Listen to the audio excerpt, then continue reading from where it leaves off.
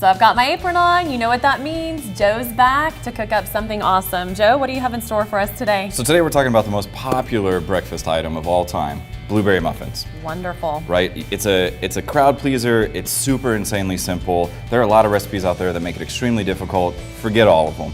The muffin method, as it states, is so simple. It's combine all your dry ingredients, combine all of your wet ingredients separately, barely blend them together. That's how simple it is. So today, we have all of our dry ingredients right here. Candace, if you'll give that a quick whisk. Okay. Over here, I have all of our wet ingredients. I have it in this convenient little container because first thing in the morning, a lot of moms, parents, students have a little bit of aggression. So we just shake, shake, shake, right? We're gonna mix that up. As long as we have like a uniform mixture, we're perfect.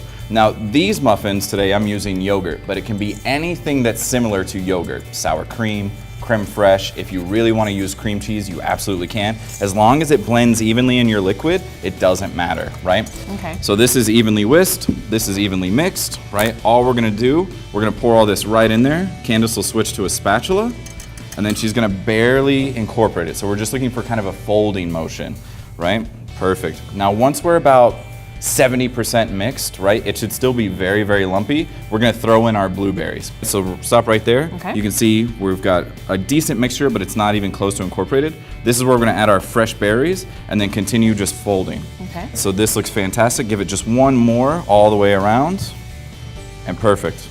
That's muffin batter right there. Okay. Extra lumpy, barely incorporated, tons of fruit. Now, once you have your muffin batter, I like to use mine right away because it does have chemical leaveners in there, but it's also a good idea if you're not gonna use it right away to let it rest overnight. Now, Candace will start scooping these into our prepared muffin tins. Obviously, we're using paper liners today, but you could do this in a silicone baking mat. You can honestly bake this whole thing into a giant cake if you want to and cut out wedges. Whatever you want, it's really easy to use this product. So these are gonna go into a 400 or 425 degree Fahrenheit oven. Right, it's gonna take about 15 to 16 minutes. Now the key here, if you're using convection, is to rotate that pan, right? Rotate it halfway, it should pop itself right back up. Then you add your streusel or your oatmeal. It'll bake on there perfectly. It'll be extra crispy and delicious. So we're gonna take this to the oven and we'll be right back.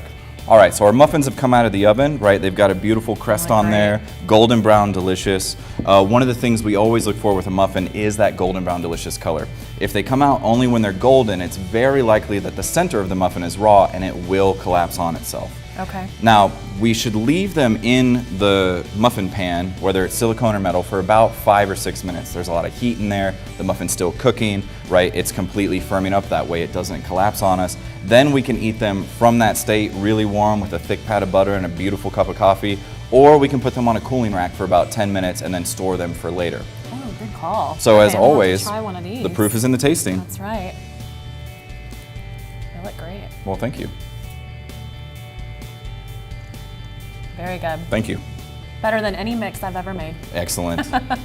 Thanks so much, Joe. Don't forget, you can get this full recipe and watch Joe make many other tasty treats at our website, todaywithkandace.com. To learn much more about Joe and even purchase some of his culinary creations, check out his site, joethebaker.com.